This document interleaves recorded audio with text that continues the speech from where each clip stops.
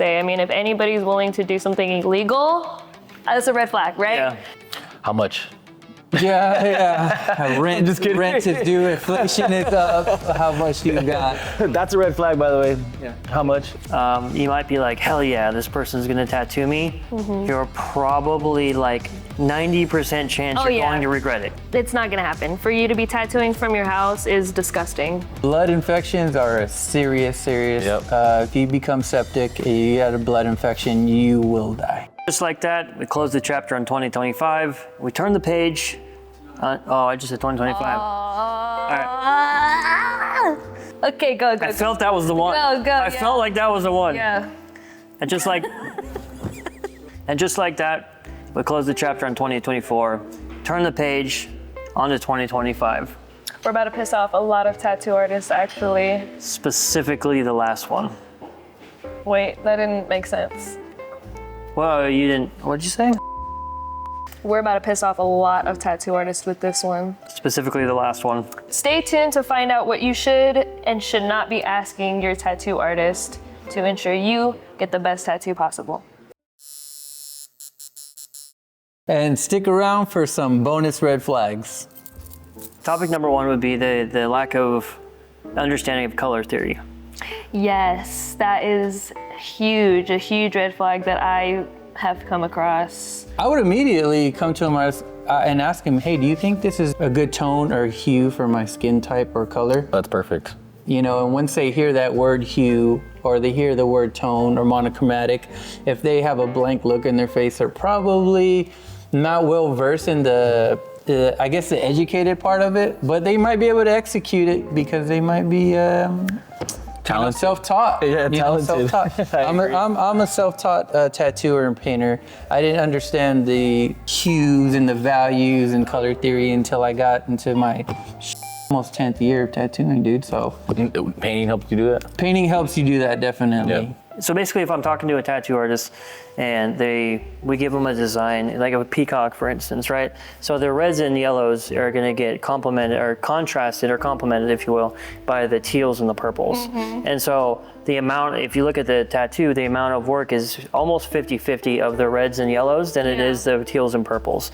And so that's obviously on purpose, right? That much saturation and that much work, the size that it is. So they can complement each other. Yeah, because if you put it just all, because that's what, when I went into the tattoo artist, I was like, hey, I want a fire phoenix thing because I'm looking for something that represents second chances. And I gave them a design and it was just straight yellow and red.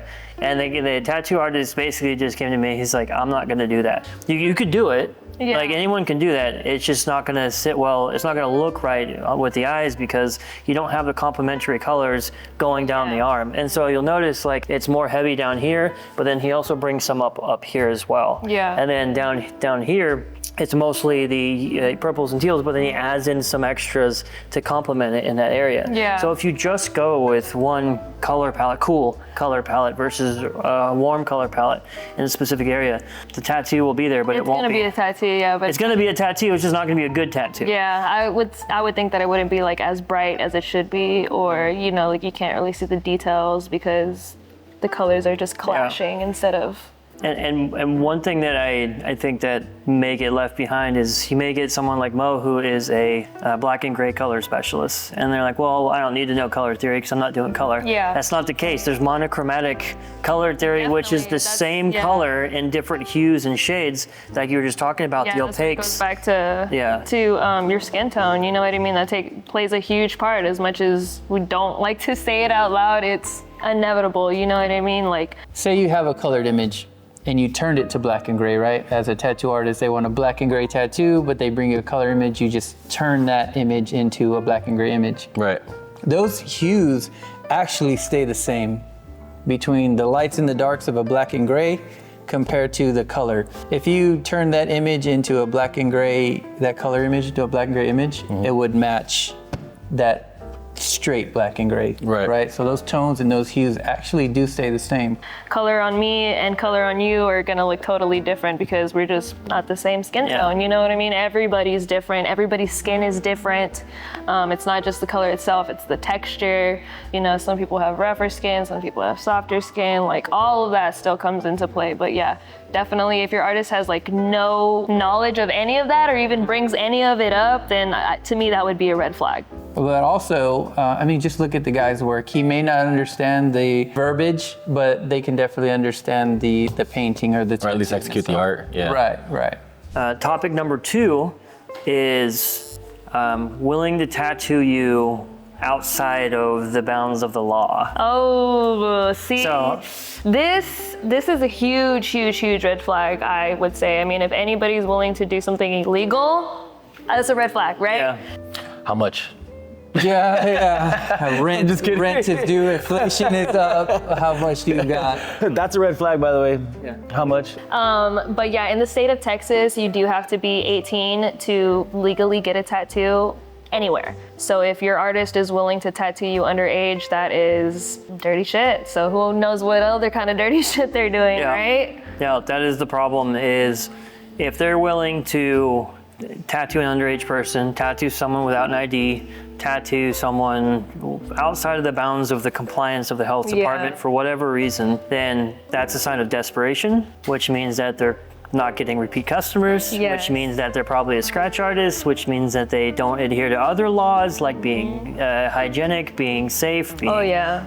whatever it may be. So, it's an iceberg if situation. you're not gonna be compliant with something so simple, like who knows what else they're not compliant about as far as health goes, you know what I mean? Like cross-contamination and all that good stuff. Like if you can't even just not do that, Yeah. imagine what they're doing Yeah, in there. if you're a 17-year-old or you're a person who has an expired license or whatever reason that you need to go outside of the bounds of the law, you might be like, hell yeah, this person's gonna tattoo me. Mm-hmm. You're probably like 90% chance Oh, you're yeah. going to regret it. Desperate. They're desperate for something. Yeah.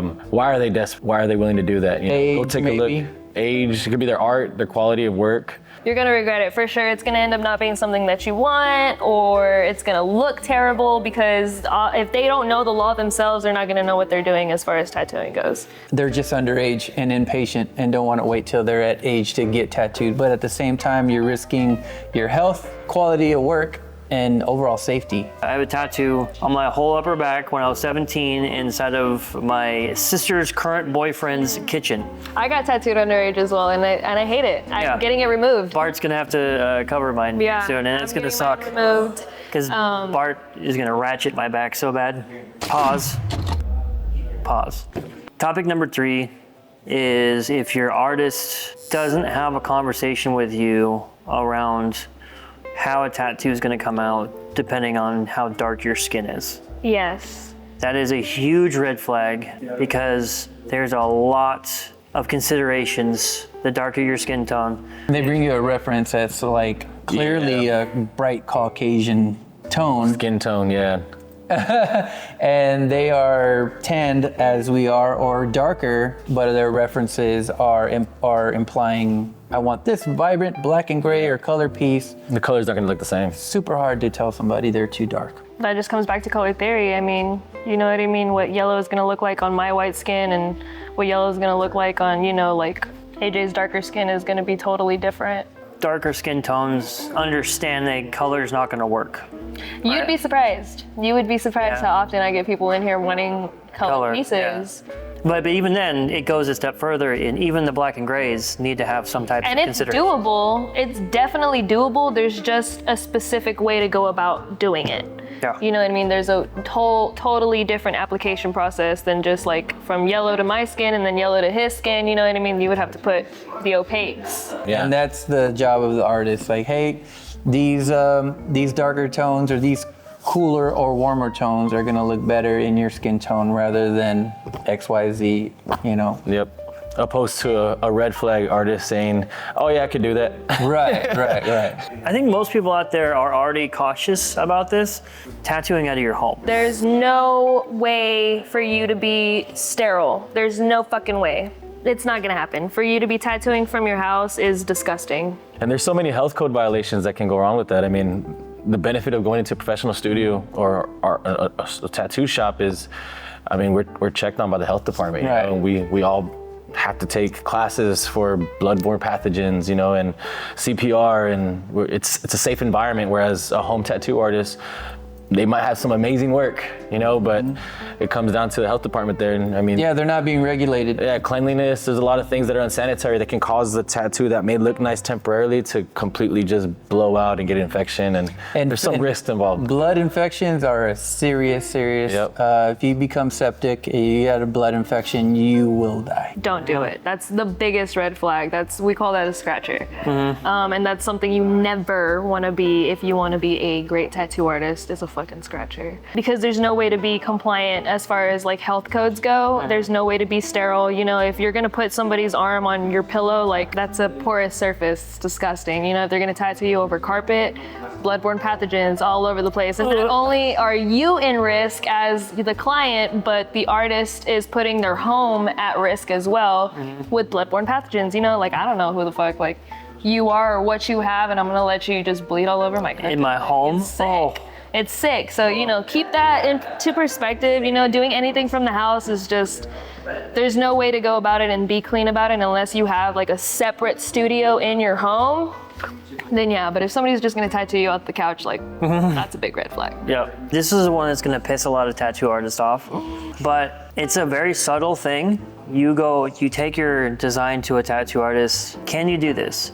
Yeah, no problem. It's just like if they say yes to everything before collecting a deposit, for me that's a huge red flag. Yes, Yes, man. man. Yes, man. Yeah, we know those guys. So when you have a client come to you with a specific design, specific area of the body, there should be at least, and this is just how I feel, there should be at least 1 or 2 or maybe even 3 things that you're against. If you don't have any problems with the tattoo that the client is bringing you, it's probably because they've done their research, they know what they want, and they know how they want it or where they want it applied. Placement, yeah. What I do is if I can't find anything, I usually try to find something.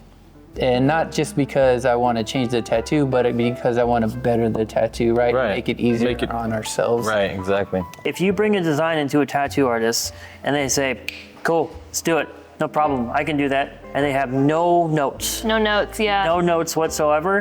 For me, that's a huge red flag. Yeah, absolutely, I can see that. You know, we touch on that a lot in piercing as well. You know, anatomy is a huge part of piercing. So, you know, if it's not gonna work, it's not gonna work. You know what I'm saying? We call those opportunistic artists.